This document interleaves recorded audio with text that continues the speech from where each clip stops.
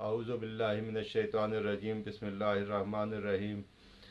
मोहतरम नाज़रीन, अस्सलाम वालेकुम वरहमतुल्लाहि वबरकातुहू। नाज़रीन, हमारा फ़ज़ाइल आमाल का घर की तालीम का सिलसिला जारी है। इसी को आगे बढ़ाते हुए आज हम पढ़ेंगे हज़रत अबू हुरैरा रज़ी अल्लाह ताला अन्हु की भूख की हालत। हज़रत अबू हुरैरा रज़ी अल्लाह ताला अन्हु एक मरतबा कतान के कपड़े में नाक साफ़ करके फरमाने लगे, क्या कहने अबू हुरैरा के आज कतान के कपड़े में नाक साफ़ करता है।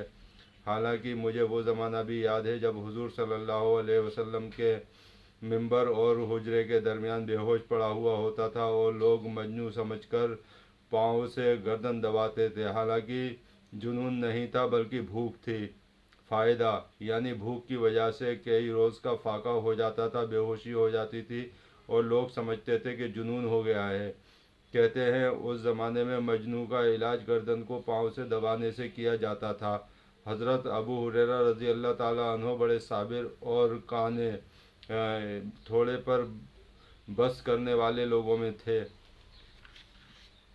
कई कई वक्त फाके में गुज़र जाते थे। हुज़ूर सल्लल्लाहु अलैहि वसल्लम के बाद अल्लाह ने फतूहात फरमाई तो उन पर तवंगरी आ गई। इसके बाद इसके साथ ही बड़े आबिद थे। उनके पास एक थैली थी जिसमें खजूर की गुठलियाँ भरी रहती थी। उस पर तस्बीह पढ़ा करते थे। जब वो सारी थैली खाली हो जाती तो बांदी फिर भरकर उसको पास रख देती। उनको ये भी मालूम था कि खुद और बीवी और खादिम तीन आदमी रात के तीन हिस्से कर लेते और नंबरवार एक शख्स तीनों में से इबादत में मशगूल रहता। ये वाक़या लिया गया था तज़किरतुल हुफ़्फ़ाज़ से।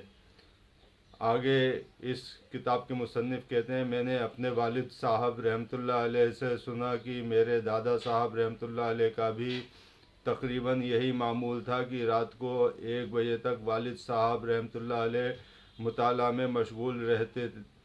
1 बजे दादा साहब तहज्जुद के लिए उठते तो तकाज़ा फरमाकर वालिद साहब को सुला देते और ख़ुद तहज्जुद में मशगूल हो जाते और सुबह से तकरीबन पौन घंटा कबल मेरे ताया साहब रहमतुल्लाह अलैह को तहज्जुद के लिए जगा देते और ख़ुद इत्तिबाए सुन्नत यानी सुन्नत की पैरवी में आराम फरमाते। हजरात, इस तरीके से ही फ़ज़ाइल अमाल का आगे भी सिलसिला जारी रहेगा। फ़िलहाल आपकी दुआओं का तालिब। अस्सलामु अलैकुम वरहमतुल्लाहि वबरकातुहू।